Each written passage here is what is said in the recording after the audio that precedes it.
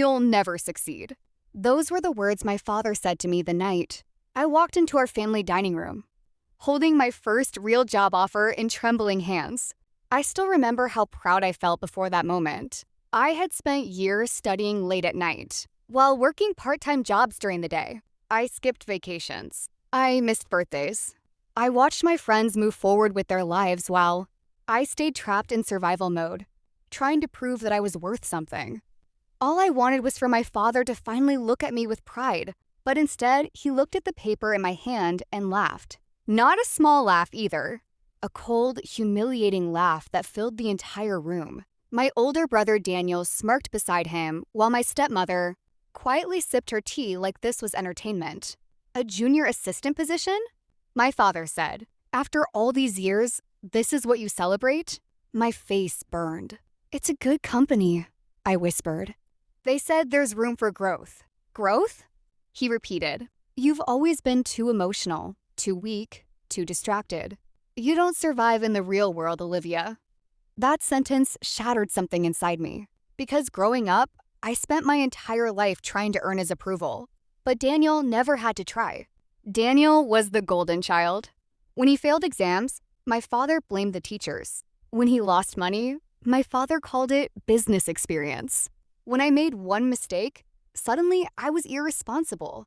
I was 16 when I first realized my father would never truly love me the way he loved my brother. But even then, some foolish part of me still hoped.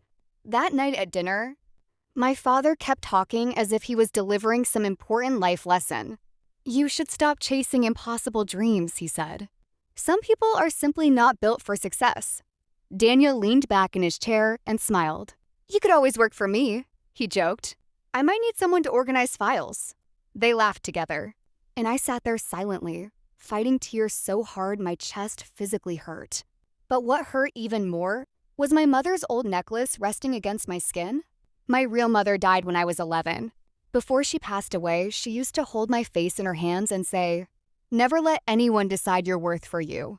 Back then, I didn't understand those words. That night, sitting across from my father while he destroyed every piece of confidence I had left, I finally did. So I stood up quietly. I'll prove you wrong someday, I said. My father barely looked at me. No, he replied coldly, you won't.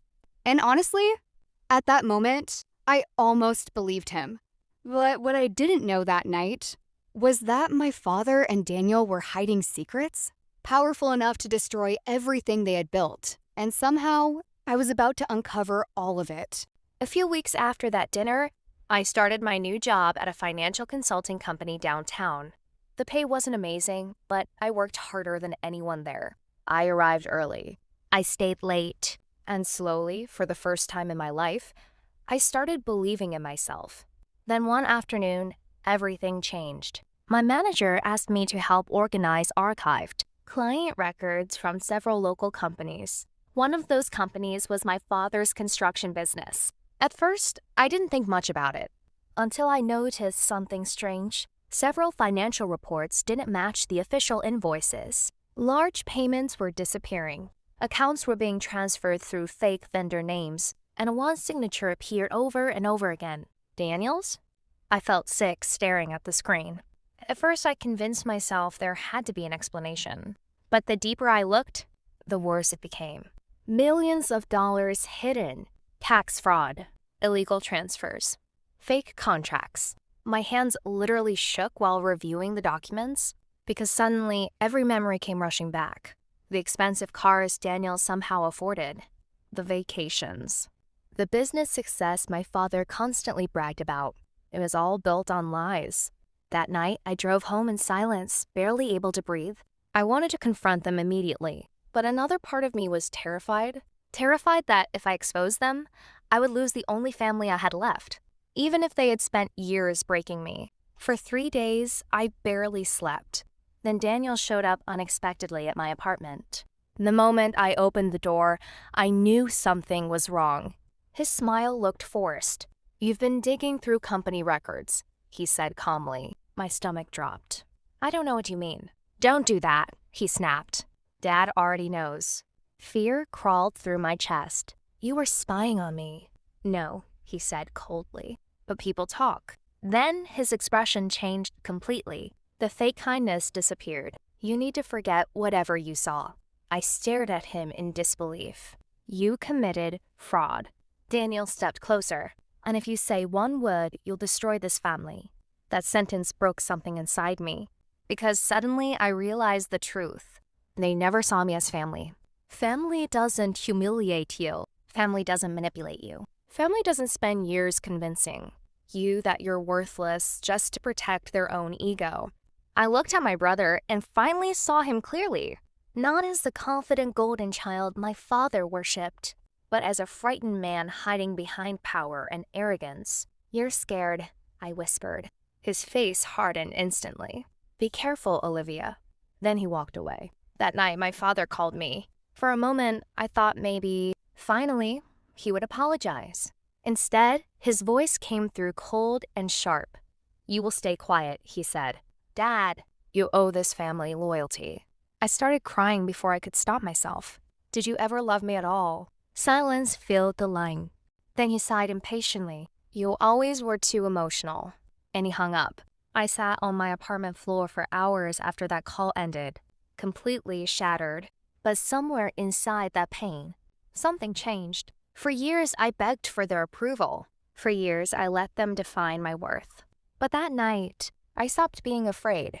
And for the first time in my life, I chose myself. The next morning, I walked into work carrying a folder filled with evidence. Every document, every fake transfer, every hidden account. My hands trembled as I placed it on my manager's desk. But my voice stayed steady.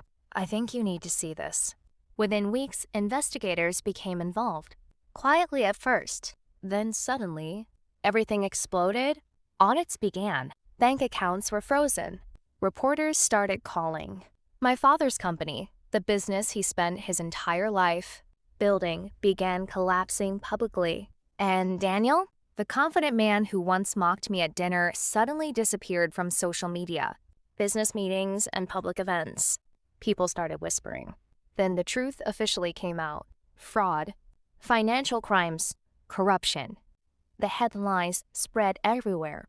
I still remember the day my father came to my apartment. For the first time in years, he looked small, older, exhausted, broken. You did this, he whispered. I looked at him quietly. No, I said. You did.